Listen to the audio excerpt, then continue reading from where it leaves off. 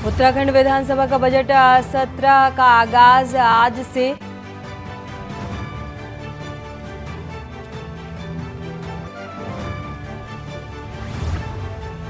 Budget सत्र को लेकर अधिसूचना जारी की गई।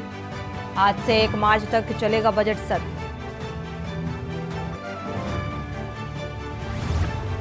जेपी नड्डा का 28 को उत्तराखंड दौरा। इस बीच मुखातिब होंगे कार्यकर्ताओं से, सम्मेलनों में लेंगे हिस्सा। बूथ से लेकर प्रदेश के नेताओं को देंगे चुनावी टिप्स। लोकसभा चुनाव से पहले बसपा को एक और झटका। मायावती का दामन छोड़ा, फिर बीजेपी ज्वाइन करेंगे पूर्व जिला पंचायत अध्यक्ष। चारधाम यात्रा को लेकर तैयारी हुई तेज। इस बार यात्रा को लेकर रहेगी बड़ी चुनौती। बढ़ सकता है यात्रियों का आंकड़ा।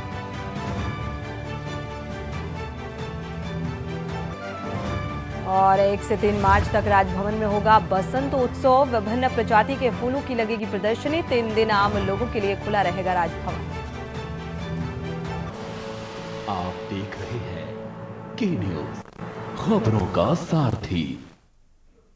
खबर उत्तराखंड के साथ मैं सोनी चौहान। खबरों की शुरुआत अहम खबर के साथ देहरादून से। आपको खबर बता दें, उत्तराखंड के 7 जिलों में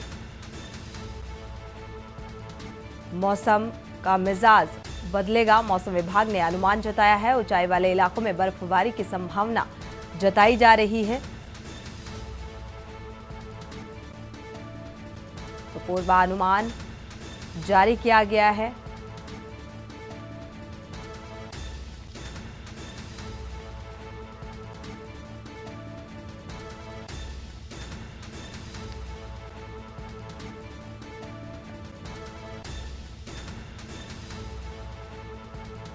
तो अहम खबर देहरादून से। बागेश्वर में हल्की से मध्यम बारिश होने की संभावना जताई गई है। मौसम विभाग की तरफ से यह पूर्वानुमान। 7 जिलों में बारिश और बर्फबारी हो सकती है। अंकित काला इसी खबर पर जुड़े हुए हैं। अंकित, एक बार फिर से मौसम के मिजाज में तब्दीली देखने को मिल रही है, जिस तरीके से मौसम विभाग ने यह अनुमान जताया है। बिल्कुल, तो आपने सही कहा। देखिए, प्रदेश के 7 जिलों में मौसम विभाग की ओर से हल्की से मध्यम वर्षा का अनुमान जारी किया गया है। इसके अलावा जो 2500 मीटर से अधिक ऊंचाई वाला क्षेत्र है, यहाँ पर हमें बर्फबारी देखने को मिल सकती है। मौसम विज्ञान केंद्र देहरादून के निदेशक विक्रम सिंह का ये कहना है कि पश्चिमी विक्षोभ के चलते मौसम में इस तरीके का परिवर्तन देखने को मिलेगा, सोनी। और ये जो मौसम में परिवर्तन देखने को मिलेगा, ये भी आने वाले कुछ समय और चलेगा। तो निश्चित ही आने वाले समय में अच्छी बर्फबारी जो है वो हमें पहाड़ों में देखने को मिल सकती है। मौजूदा समय की बात करें तो लगातार जो ठंड है वो बढ़ रही है। हालांकि दिन के समय सूर्य का तापमान जो है वो जरूर थोड़ी सी गर्मी मैदानी क्षेत्रों में दे रहा है, लेकिन जो पहाड़ी जनपदों की बात करें विशेषकर सोनी, तो यहाँ पर लगातार जो बर्फबारी की वजह से, बारिश की वजह से तापमान में काफी गिरावट देखने को मिली है। और अभी आने वाले 2 से 3 दिन इसी तरीके का मौसम जो है वो बना रह सकता है। बिल्कुल, 7 जिलों में देखा जाए तो बारिश और बर्फबारी का अनुमान अंकित लगाया गया है। इसको लेकर क्या कुछ व्यवस्थाएं, क्योंकि पर्वतीय जो पहाड़ी क्षेत्र हैं वहां पर जो निवासी हैं वहां के, उनके लिए जरूर दिक्कतें बढ़ सकती हैं। अगर बर्फबारी का जिक्र करें तो ये जो पर्यटक हैं जो पहुंचते हैं उनके लिहाज से बेहतर है, लेकिन स्थानीय लोगों की मुसीबत जरूर बढ़ सकती है। बिल्कुल सोनिया, आपने सही कहा। देखिए, पर्यटकों के लिहाज से बात करें तो ये बर्फबारी काफी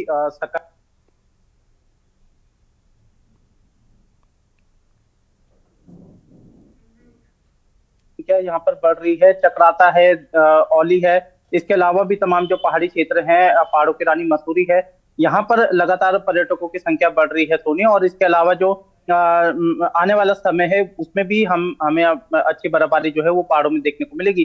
तो निश्चित ही पर्यटकों की संख्या और बढ़ेगी। जहां तक स्थानीय निवासियों के परेशानियों की बात है तो कुछ एक जो परेशानी है उनको ऊर्जा से संबंधित और पेयजल से संबंधित हो रही है।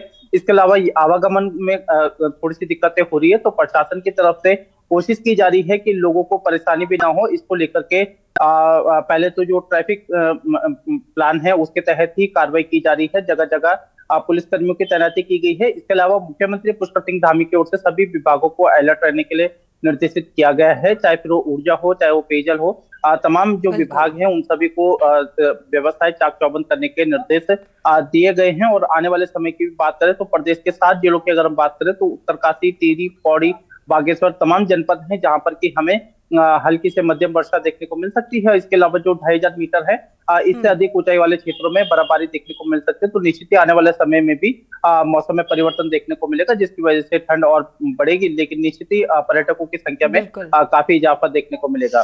सोनी। शुक्रिया अंकित। जाहिर सी बात है अब मौसम के मिजाज में जो तब्दीली देखने को मिल रही है और मौसम विभाग की तरफ से जो पूर्वानुमान जताया गया है इन 7 जिलों को लेकर, अब इसको लेकर हालांकि जो व्यवस्थाएं हैं उन्हें भी चुस्त दुरुस्त रखने के लिए निर्देशित किया गया है। आने वाले समय में ये व्यवस्थाएं कितनी चुस्त दुरुस्त रहती हैं ये फिलहाल देखना होगा।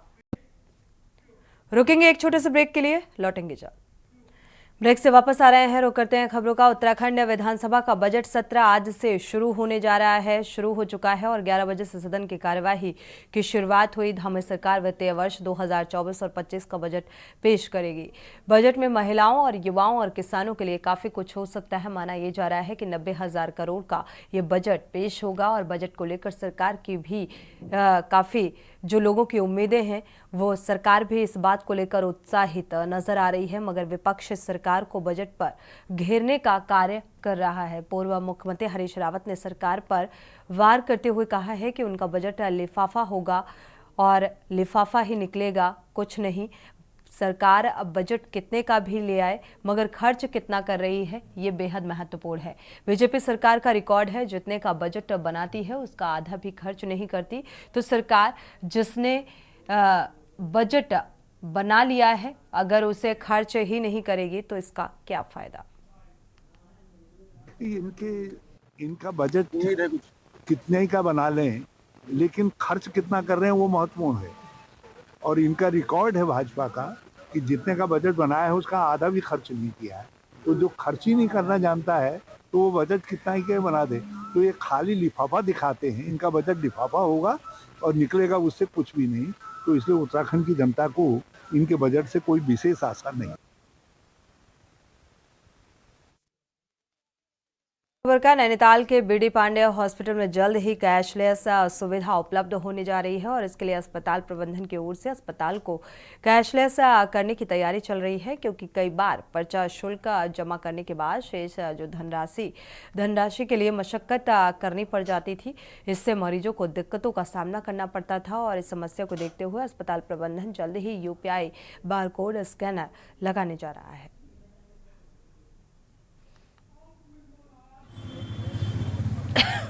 जो पहले हम लोगों का कैश जमा होता था, चाहे वो पर्ची बनाने के माध्यम से हो या फिर कोई मरीज भर्ती है या किसी को कोई पैथोलॉजिकल टेस्ट कराना है, तो अब हम इसमें QR कोड का वो करने जा रहे हैं, जो कि बैंक से सीधे बैंक का हमारा जो खाता है सरकारी खाता उसमें पैसा चला जाएगा। तो इससे मैं समझता हूँ पब्लिक को बहुत फ़ायदा होगा। एक तो क्या कहते हैं चेंज वाली प्रॉब्लम नहीं होगी। ये तो कभी कभी ऐसा होता है कि चेंज नहीं होती है तो उसकी वजह से दिक्कत आती है, तो ये नहीं होगा। और दूसरा क्या कहते हैं कि पैसा डायरेक्ट जहाँ पे हमको भेजना है वो सीधे चला जाएगा, तो इसमें किसी तरह की कुछ गड़बड़ होने के भी चांसेस भी नहीं रहते। को राहत मिलेगी। जैसे इमरजेंसी अगर में शाम को लोग दिखाने आते हैं तो ऑनलाइन पेमेंट करेगा और अपना एक्सरा अल्ट्रासाउंड जो भी होगा वो ऑनलाइन ही शुरू होगी। धामी सरकार वित्तीय वर्ष 2024 और 25 का बजट पेश करेगी। धामी सरकार के बजट में केंद्र की झलक भी देखने को मिलेगी। संसदीय कार्य मंत्री और राज्य के वित्त मंत्री डॉक्टर प्रेमचंद्र अग्रवाल ने बताया कि सरकार समावेशी बजट पेश कर रही है और इसके साथ ही गरीब, युवा, किसान और महिलाओं का इस बजट में खास ख्याल रखा गया है। आपको बता दें कि सरकार सदन में 90,000 करोड़ से ज्यादा का बजट पेश कर सकती है।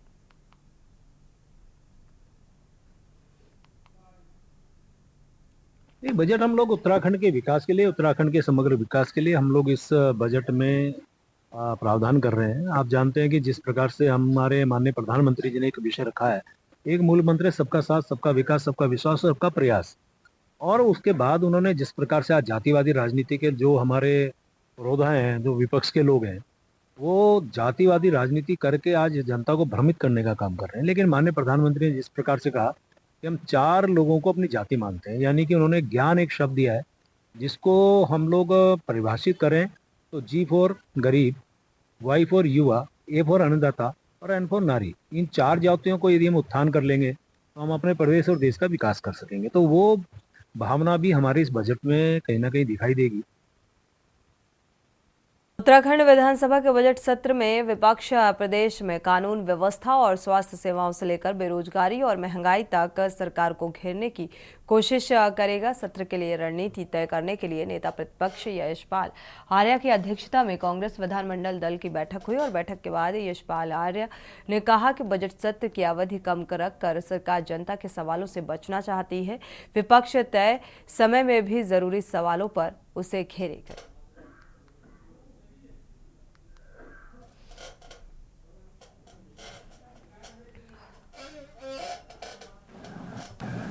देखिए, विस्तृत रूप से चर्चा हुई है और जो आज के प्रमुख मुद्दे हैं, कानून व्यवस्था बिगड़ती हुई, ध्वस्त होती हुई कानून व्यवस्था, भ्रष्टाचार, बदहाल स्वास्थ्य सेवाएं और आपदा के बहुत बड़ा मुद्दा है आपदा और खस्ताहाल सड़कें। इन विषयों पर विस्तृत रूप से चर्चा हुई है और ये हमारे प्रमुख मुद्दे हैं जिस पर हमारे माननीय विधायक नियमों के अंतर्गत सदन में अपनी बात को रखना चाहेंगे। रुकेंगे एक छोटे से ब्रेक के लिए, लौटेंगे जल्द। ब्रेक से वापस आ रहे हैं, रुक करते हैं खबरों का। बीजेपी राष्ट्रीय अध्यक्ष जेपी नड्डा का 28 फरवरी को होने वाला उत्तराखंड का दौरा निरस्त कर दिया गया है।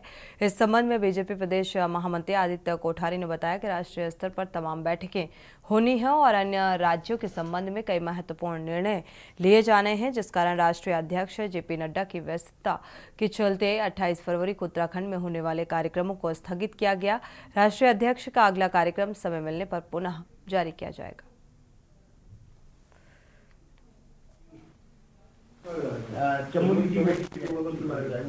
राष्ट्रीय अध्यक्ष जी के 3 कार्यक्रम उत्तराखंड में 28 तारीख को प्रस्तावित थे और चूंकि अभी केंद्रीय स्तर पर बहुत सारे निर्णय होने हैं और कई तरह की बैठकें दिल्ली में हैं, अलग अलग राज्यों में भी जो है बैठकें आयोजित की गई हैं, तो राष्ट्रीय अध्यक्ष जी की व्यस्तता के कारण 28 तारीख का कार्यक्रम अभी स्थगित हुआ है और आगे की तिथि उनकी तय होकर के केंद्रीय कार्यालय से हमको मिलेगी।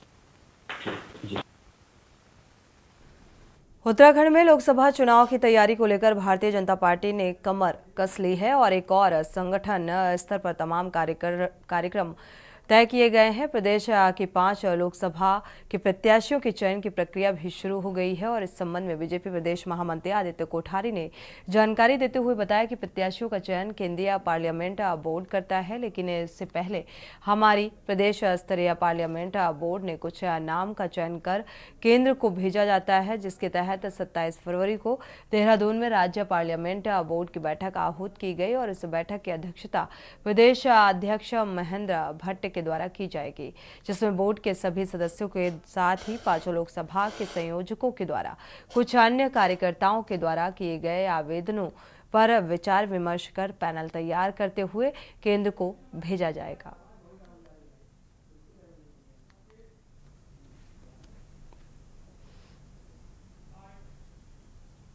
भारतीय जनता पार्टी के प्रत्याशियों के चयन की घोषणा हमारा केंद्रीय पार्लियामेंट्री बोर्ड करता है। अब ये एक प्रक्रिया है कि राज्य में भी एक चुनाव समिति होती है, स्टेट पार्लियामेंट्री बोर्ड होता है, यहाँ से भी एक नामों का पैनल केंद्रीय पार्लियामेंट्री बोर्ड को निर्णय के लिए भेजा जाता है। उसी प्रक्रिया के तहत हमारी जो राज्य स्तरीय चुनाव समिति है अपने प्रदेश अध्यक्ष जी के अध्यक्षता में, उसकी बैठक परसों 27 तारीख को प्रातः 11 बजे है और उसमें जो नाम आए हैं नीचे से कार्यकर्ताओं के माध्यम से आए हैं, कई लोगों ने स्वयं भी दावेदारी की कि हम भी दावेदारी करना चाहते हैं, तो ऐसे बहुत सारे नाम आए हैं और उन सभी के संबंध में राज्य स्तर पर विचार करके परसों नामों का पैनल 5 लोकसभा का बना करके उसको केंद्रीय नेतृत्व को भेज दिया जाए। रुकेंगे एक छोटे से ब्रेक के लिए, लौटेंगे जल्द। ब्रेक से वापस आ रहे हैं, रुक करते हैं खबरों का। उत्तराखंड में लोकसभा और निकाय चुनाव से ठीक पहले कांग्रेस को देहरादून में बड़ा झटका लगा है। ओबीसी आयोग के पूर्व अध्यक्ष और दून नगर निगम में नेता प्रतिपक्ष रहे अशोक वर्मा और उनके बेटे शिवा वर्मा ने कांग्रेस से इस्तीफा दे दिया है। अशोक वर्मा सोमवार को समर्थकों सहित बीजेपी में शामिल होंगे। अशोक वर्मा ने कांग्रेस प्रदेश अध्यक्ष करण माहारा को भेजे त्यागपत्र में व्यक्तिगत कारणों से पार्टी की प्राथमिक सदस्यता त्यागने की सूचना दी और अशोक वर्मा 44 साल तक कांग्रेस में विभिन्न पदों पर रहे हैं। 4 बार दून और नगर निगम के पार्षद निर्वाचित होने के साथ ही नगर निगम में नेता विपक्ष भी रहे और इसके साथ ही कांग्रेस की विजय बहुगुणा सरकार के समय अन्य पिछड़ा वर्ग आयोग के भी अध्यक्ष रहे हैं।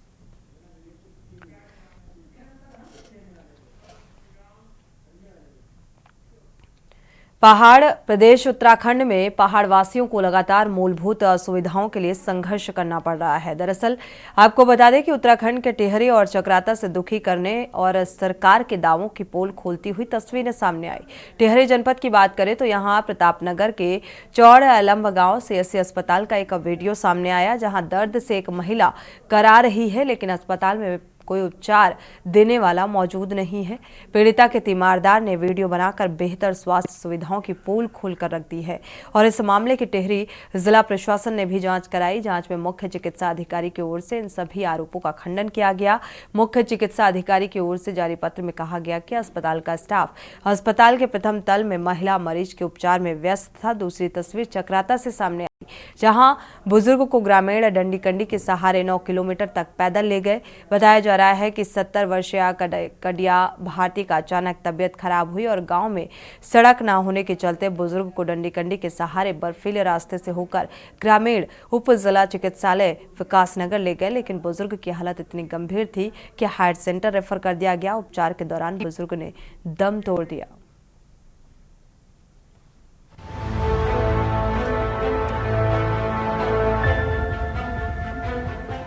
देवभूमि उत्तराखंड में मूलभूत सुविधाओं के लिए लोगों की परेशानी कम होने का नाम नहीं ले रही है। पहाड़ों की बदहाल स्वास्थ्य, शिक्षा, रोजगार की व्यवस्था से पलायन लगातार बढ़ रहा है। वहीं पहाड़ों में रहने वाले लोगों को कई दिक्कतों का सामना करना पड़ता है। ऐसा ही कुछ उत्तराखंड के टिहरी और चक्राता में देखने को मिला, जहां टिहरी के प्रतापनगर में चौड़ लंब गांव सीएचसी अस्पताल का एक वीडियो सामने आया, जहां दर्द से एक महिला कराह रही है, लेकिन अस्पताल में महिला को उपचार देने वाला एक भी स्टाफ मौजूद नहीं है। पीड़िता के तीमारदार ने वीडियो बनाकर बेहतर स्वास्थ्य सुविधाओं की पोल खोल दी है। दूसरी ओर चक्राता के उदावा गांव में सड़क न होने की वजह से बीमार बुजुर्ग को ग्रामीण डंडी कंडी पर लाद कर 9 किलोमीटर तक पैदल चले, लेकिन अस्पताल में भर्ती करते ही अगले ही दिन बुजुर्ग ने दम तोड़ दिया। चिकित्सकों की माने तो बुजुर्ग को समय से इलाज नहीं मिल पाया। राज्य में अब बदहाल स्वास्थ्य सेवाओं पर आरोप प्रत्यारोप शुरू हो गया है। उत्तराखंडी होने के नाते हम सबके लिए डूब मरने जैसा है। अगर हम 23 साल के उत्तराखंड गठन के बावजूद भी अपनी मातृ शक्ति को न्यूनतम स्वास्थ्य सेवाएं भी नहीं दे पा रहे हैं।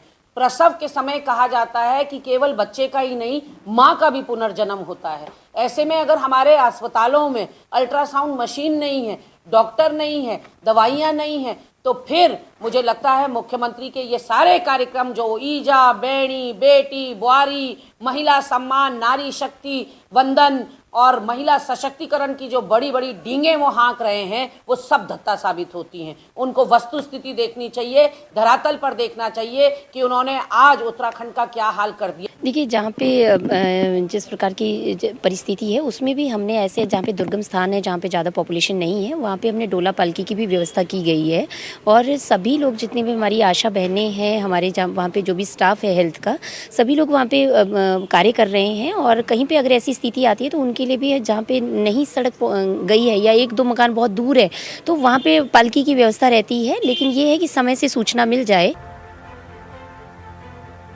आपको बता दें कि राज्य को बने 23 साल से ज्यादा का समय हो गया है, लेकिन आज भी पहाड़ वासियों को मूलभूत सुविधाओं के लिए परेशानियों का सामना करना पड़ रहा है। बेहतर सड़क, शिक्षा, रोजगार और स्वास्थ्य सुविधाओं के अभाव में पहाड़ों से पलायन लगातार जारी है। पलायन आयोग की रिपोर्ट की माने तो उत्तराखंड में हर रोज औसतन 230 लोग पहाड़ से पलायन कर रहे हैं, जबकि 2018 से पहले तक ये आंकड़ा 138 था। रिपोर्ट के मुताबिक उत्तराखंड में वर्ष 2008 से 2018 के बीच कुल 5,02,717 लोगों ने पलायन किया, जबकि पलायन आयोग के गठन के बाद 2018 से 2022 के बीच बीते 4 वर्षों में ही ये आंकड़ा करीब 3,35,841 पहुंच गया है। बेहतर सड़क, शिक्षा, रोजगार और स्वास्थ्य सुविधाओं के अभाव में पहाड़ों से पलायन लगातार जारी है। बहुत बुरे हालात हैं। 6-7 साल हो गए बीजेपी को शासन में, और लगातार कोरोना का टाइम हमने देखा, उसमें पूरी तरह फेलियर रहा। और अभी भी आप देखिए, दून हॉस्पिटल जैसे अस्पताल में रात भर डॉक्टर ना मिलें और मरीज मर जाए, वो आपने अभी हफ्ते भर पहले देखा है। चक्राता की वैसी घटना है। हमारे रानीखेत में जो गैरसैंण तक के एरिया को देखता है, वहाँ डॉक्टर्स की कमी, लगभग पर्वतीय क्षेत्र डॉक्टर विहीन है, स्पेशलिस्ट नहीं है। और उत्तराखंड की जो स्वास्थ्य की हालात है वो बहुत ख़राब है और दिन प्रतिदिन बदतर हो रही है। देखिए, आज जो राज्य का गठन है उसको 23 वर्ष पूर्ण हो चुके हैं, 24वां वर्ष अब शुरू होता है। आप ये बताइए, 22 से 23 वर्ष में जब राज्य बना था तो उस समय में एक पलायन की नीति बनी थी, पलायन आयोग बना था। उसको लेकर के अभी तक जो भी सरकार रही हो, चाहे पूर्व की सरकार रही हो, चाहे वर्तमान सरकार रही हो, उन्होंने कोई ठोस नीति तैयार नहीं की। और पलायन होने का मेन मकसद है, जैसे कि मैंने बताया कि वहाँ पर रोजगार की सुविधाएं नहीं है। मूलभूत सुविधाएं अगर मुझे उपलब्ध होंगी तो मैं क्यों पलायन करूँगा।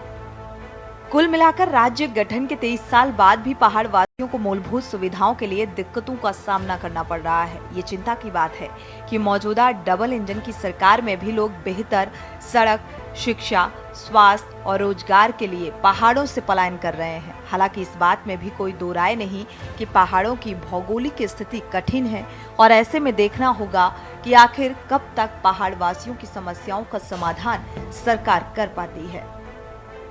Uttarakhand desk report. इसी के साथ खबर उत्तराखंड में फिलहाल बस इतना ही। आगे खबरों के लिए आप देखते रहिए के न्यूज़ इंडिया।